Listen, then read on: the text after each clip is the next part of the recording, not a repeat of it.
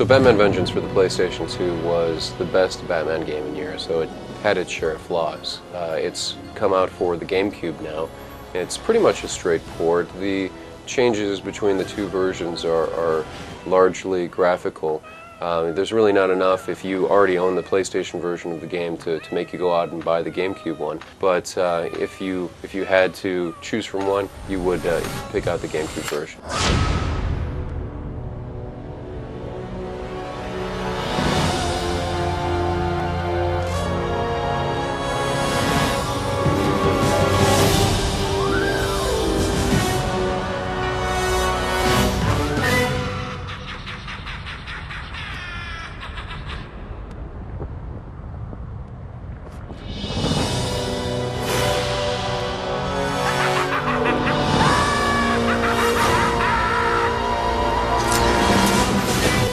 For those of you keeping track of continuity, Batman Vengeance is based on Paul Dini and Bruce Timm's excellent cartoon series rather than the movies.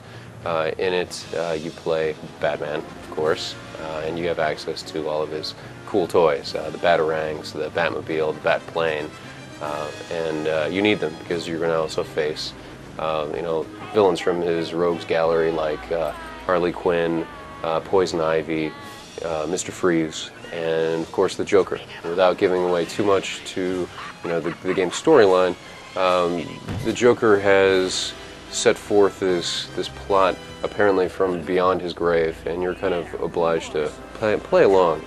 Well,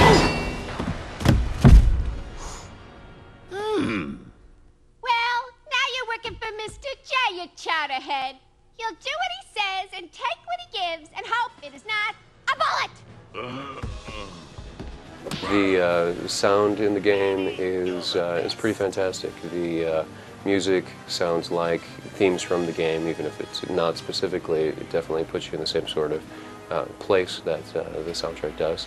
And the voice work is done by a lot of the same voice actors who voice the series, such as Kevin Conroy and Mark Hamill, who does the Joker, who's pretty fantastic.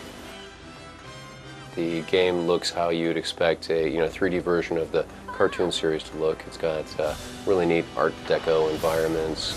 The character models look fantastic and they animate very well.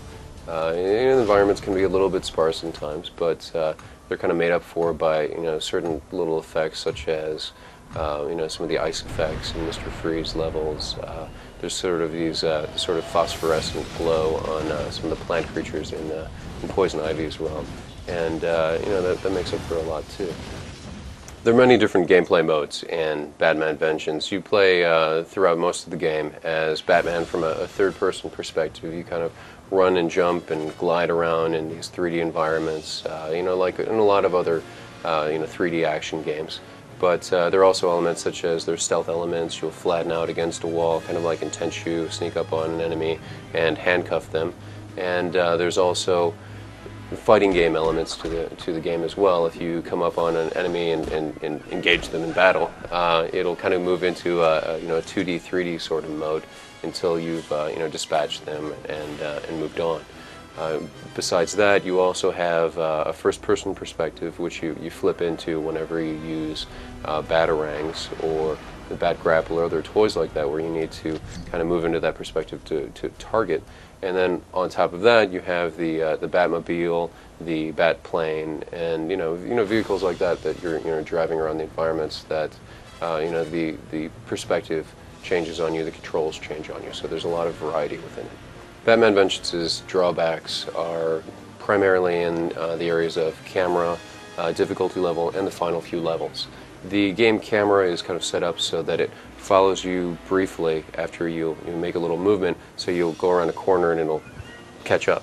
Now that works fine throughout most of the game, but as you get farther in, you start doing more complex platform jumps while being shot at by enemies, and it becomes really apparent that having the camera kind of stapled to your back, like in Banjo-Kazooie or Soul Reaver, would make it a lot more fun to play.